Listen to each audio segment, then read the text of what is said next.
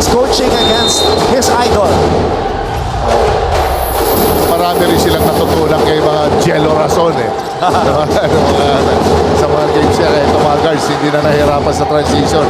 Nung in-start si Orgo, itong mga batang to. Sila Goho Cruz. Pagaran. Great body control to not leave the ground. Pagaran. Goho Cruz pulls up. Mark Goho Cruz with a triple. Ganda ng board. Jump shooter. Makita mo, intense na intense. The prized rookie from their high school program doing damage. Bernal, wow, great confidence. Athletic. Bernal with 4 points now in the game. Orgo. Orgo makes his move. Abis picks up the loose ball. Mintes. Nakuha ni Yuan Kamay ang bola. Ongotan. Oh! Look at that delayed step by T-Mac Ongotan. Ganda nun. Biglang mabilis. Sudden burst of speed. Biglang bumagan. Sabay Euro step. The deceleration by T-Mac Ongotan. Goho Cruz for 3. Another one! Tumama na yan eh. Goho Cruz, susundan ka dyan ng mga dalawa pa. So you have to really be wary of this guy. Grabe ang kamay. Goho Cruz, 3 out of 6, Coach Jerry. Makataas. And Pagaran comes up with a rebound. Ganda rin start nito ni Coach Olsen. Tatlong guard na ganda. Athletic. Pagaran missing on the drive. Kamay. Vinoya susubok mula sa labas.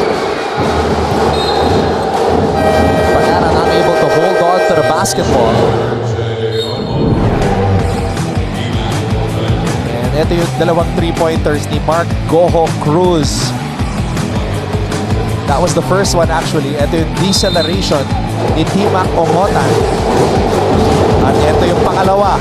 MGC for 3. Yes, tama yun.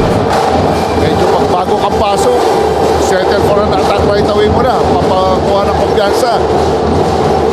Minsan kasi, pagka mahirap, naunahan ka ng tatlong piece eh. Makibalita muna tayo at courtside with Lysel Galvo. Lumako muna tayo sa panic ng Arellano Chiefs in the last 2 minutes of the game. Lamang na tayo. Dapat yan ang ani ni Coach Chico malaban sa kanyang pupunan heading into the second half of our game. During the halftime break, Coach Chico Manabat acknowledged their lapses in converting, especially with their offensive rebounds. Dagdag niya ay kailangan daw talaga ng mas maraming effort dahil as they struggle more, mas hindi bibitaw itong Altas. He ended by reminding the team to pull back and read the game better to maximize opportunities from all zones. Will they be able to achieve their goal today? Anton and Coach Jerry. Yep, that is indeed the question. But it's hard to predict or create a forecast with all of the new elements, meaning the new players, and Coach Jerry telling me the basketball IQ of Vinoya is very high. Yes, oo, itong bata na ito. Maraming magandang klaseng player eh. Yung he's a good complementary player. Uma-adjust sa strength and weaknesses ng kakampi niya. 7 minutes and 5 seconds. Yan ang oras na natitira dito sa third quarter. What a game. What a matchup.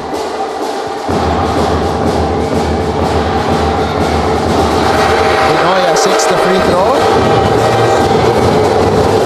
Iniisip ko nga, Ton, kung sasabayan ba ni Coach Manaba si Coach Olsen sa full court pressure eh. Yan ang gusto ko makita kung hanggang court gagawin nila. NCAA Policy Board member Francisco Paulino Blanco of Arellano University is here.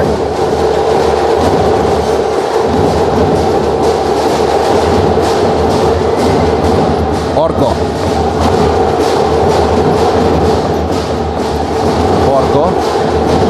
To Helsano. Helsano to Pagaran.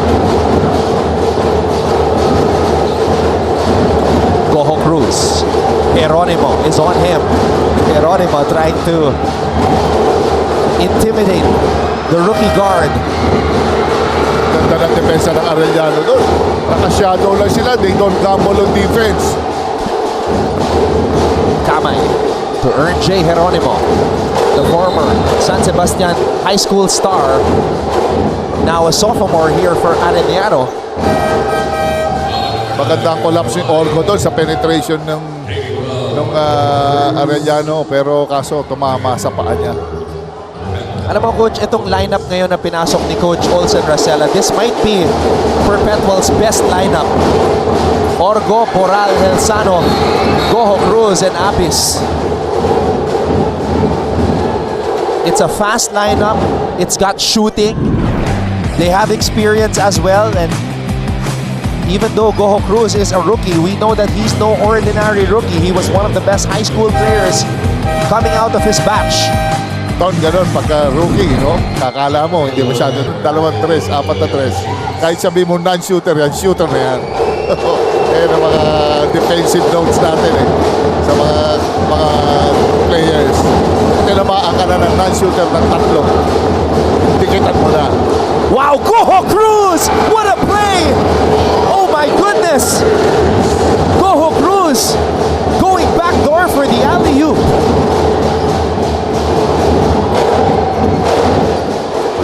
Yuan Kamay in and out. Boral with the board. Oh my! We can see the Coach Olsen Racela effect for the Perpetual Altas. What a backdoor play and an athletic finish by Mark Goho Cruz. Timeout muna tayo, lamang ang Perpetual kontra sa Arellano. Mapua was also in the finals, season 97. Oh, good defense by Justin Sanchez. And that's Being what he that can help do. guy. Yeah, exactly. High school pa lang, yan ang laro niya. What a pass. Adam Liwag inside with a flex afterwards. And one for Adam Liwag. But let's credit the dish of a charging Justin Sanchez. Look at that. Tap, no look to Adam Liwag. Oo, nakita na natin. Let's break down this play right here, Coach Jerry Codiniera. What say you? Yeah. Oo, kala nila. Yung play nandun sa split Backdoor pala yun. No ordinary rookie. MGC Mark Goho Cruz thriving under Coach Olsen Racela's system. Hindi na rookie ito. Hindi na bata. And he is 2 points away from matching his 15-point output during his debut. Hindi ako nagkakamali. Finals last year sa juniors. Nag-disgrasya itong bata na to Parang na-spray na ata versus Letran. Yeah, he was not 100%. That's why there was a point where bumaba yung kanyang mga minuto. But he still played his heart out and had a great season. Boral missing on the pull-up. Kamay. Wow, it's so loud. Sometimes I wonder if a whistle was blown sa sobrang bilis at sobrang physical ng mga batang to. Still a 5-point lead for Perpetual. Orgo, susubok mula sa labas. Straight away three, Sean Orgo. Biggest lead of the game for the Altas. Parang paing-are din Don? Di ba? Pwede. Yung datingan niya, no? Parang painare din Oo. Vinoya. Arellano badly needs a basket because Perpetual is starting to become even more confident. Angelo Helsano fouled by Yuan Kamay. Mukhang medyo nabigyan ng baka pwede tawagan ng Anspo yun. Coach, ang Sa ganda ng hard foul. ang ganda ng mga desisyon ng mga players when they move away from the basketball. Once they make that first pass to the big man, ang ganda ng decision making eh. We saw on that replay, Orgo faking that he was gonna cut inside and then he cut outside, libreng-libre for the catch and shoot with the handoff. Yes, no, talagang kahit ano yun, typical ni Coach Olsen yan, para makikita mo. Other than that, yung hindi masyado nagse-celebrate ang players from a basket. Takbo ka agad, next play agad.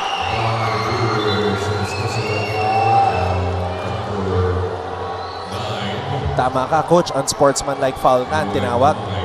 Na hard foul.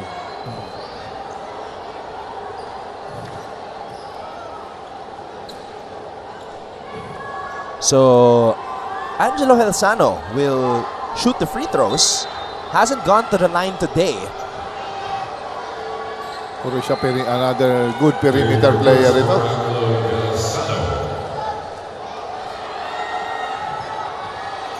Kahit medyo quiet night si Boral ngayon, merong Helsano. Last year, ang average lang na minuto ni Helsano, Coach, was just 7 minutes per game.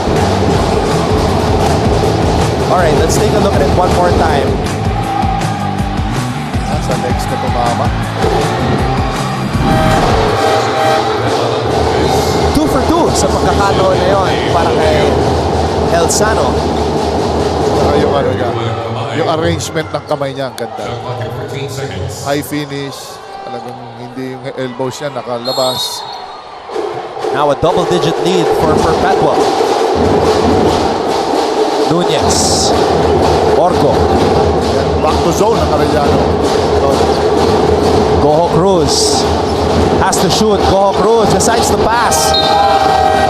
Wow! Nakakuha pa ng foul, Coach. And Coach Chico is contesting na shot clock violation na. Yes, naputokan na doon, pero siguro i-review nila yan. But clearly a foul. Vinoya sat on the shoulder of JP Boral.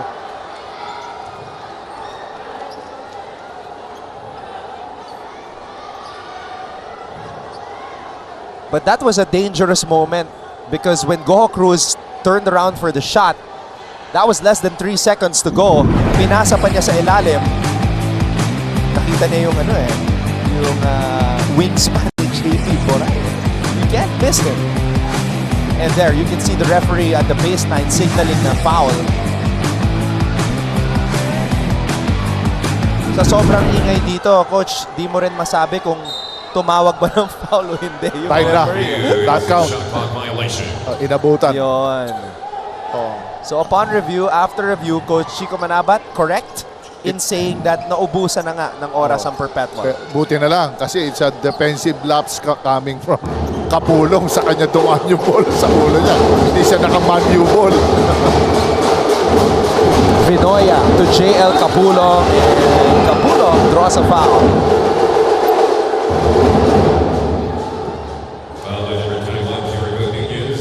Coach, di pa masyado nakaporma si JL ngayong araw. Hindi pa siya na-maximize. Normally, ano yan nabibigyan ng bola yan sa post.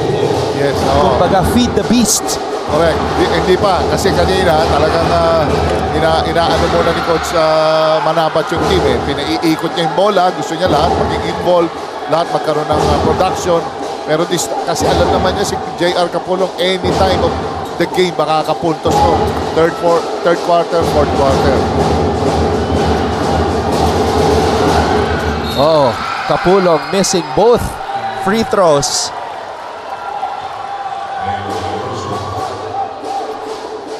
Tsaka siguro yung style ng kanilang kalaban hindi fit sa style ng laro ni Kapulong kasi takbuhan, Coach.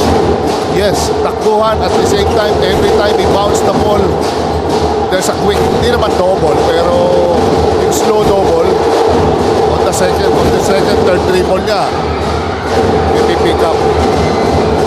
Errant pass by Helsano. Libre. Nothing there on that shot by Abiera.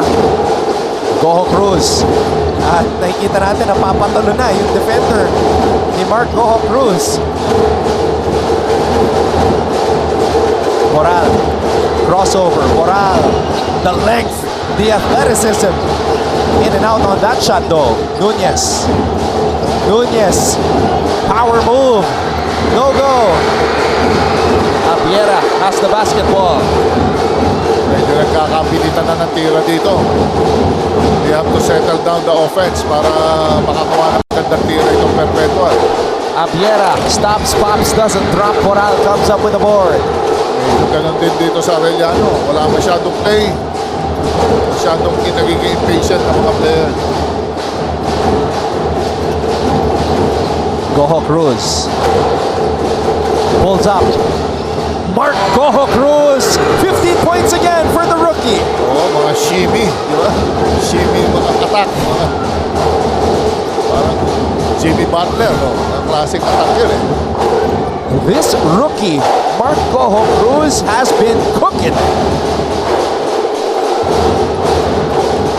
10 points here in this period, and he grabs a rebound. Orgo. JP Boral. Oh, sorry miss by Boral. Oh, you know he would love to get that opportunity back. Sayang, 14-point lead na sana. Goho Cruz has outscored the entire Arellano team here in the period. Arellano has only scored 7 points, Coach Jerry. Yes, medyo. Ayan na. Baka si Binoya. So yung 10 points ng Arellano just matched the 10 points of Goho Cruz in this quarter alone. Yes, kailangan talaga lahat tulong-tulong. Masyadong mainit itong Goho Cruz na ito. Boral. Players diving for the basketball. Goho Cruz from way out. Mark Goho Cruz is on fire. Let him cook. 13 third quarter points for MGC Mark Goho Cruz.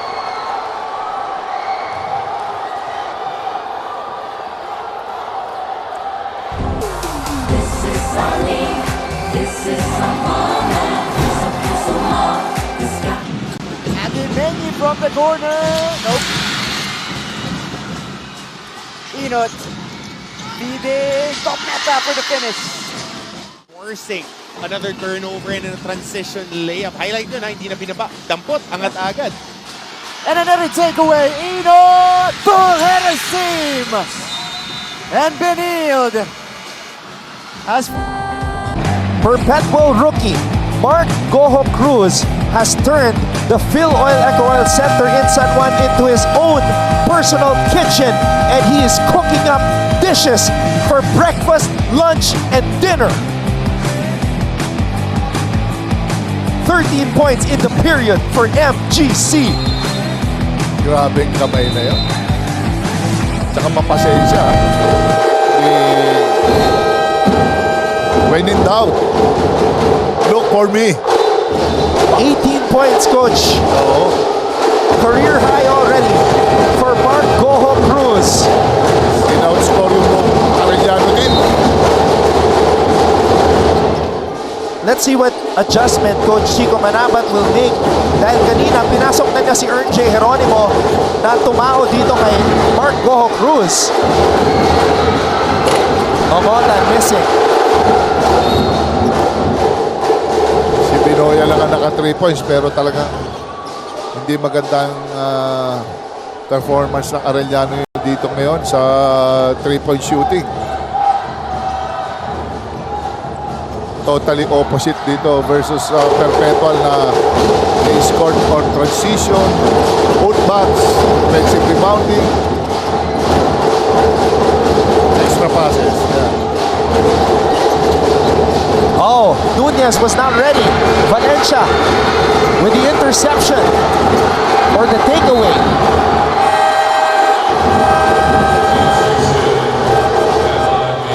Pang-drop pass na yon coming from Valencia pero wala, nakalanganin eh. Pero nakita mo si Coach Olsen, he continues to teach the players. Yung minsan yung positioning nawawala. At doon pa rin yung mentoring ni Coach Olsen.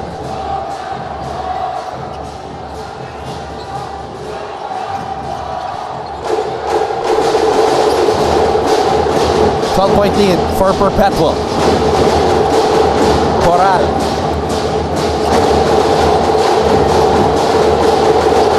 Pizarro. Pagaran. And the ball will stay with Perpetual. Hoy, binalik si De La Cruz. At si Jeronimo. Di gumagana si JL Capulong, coach kaya siguro balik muna si Coach Chico kay De La Cruz who started this game. Yes, kahit papano is another body. Para dyan sa middle, kailangan ng konting baka, who knows, makakuha 2-3 rebounds, 2-3 blocks. There are so many things that you can give the team. You can provide screens, blocks, Yeah, with his size. intimidation. No warm-ups pa lang, coach. You can't miss him. You can't teach height, as they say. Pagaran pulls up from the baseline. Ito na ang Arellano. Hernal draws a foul. Yes, better. Baka pwedeng kunin sa free throw. Through free throws, baka makahabol, di ba?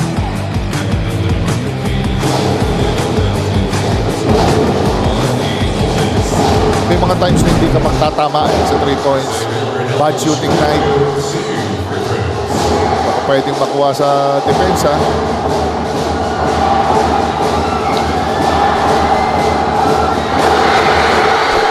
First free throw up and in para kay Hernal. 37.3 seconds here in the third.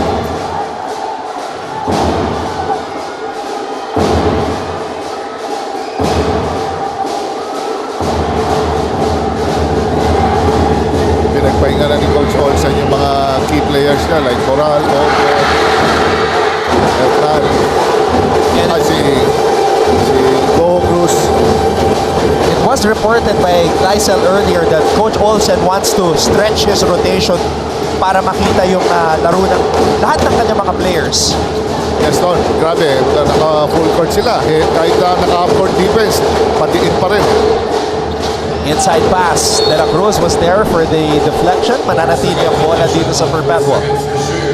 L, nakita mo sinisignal ni Coach Olsen. L.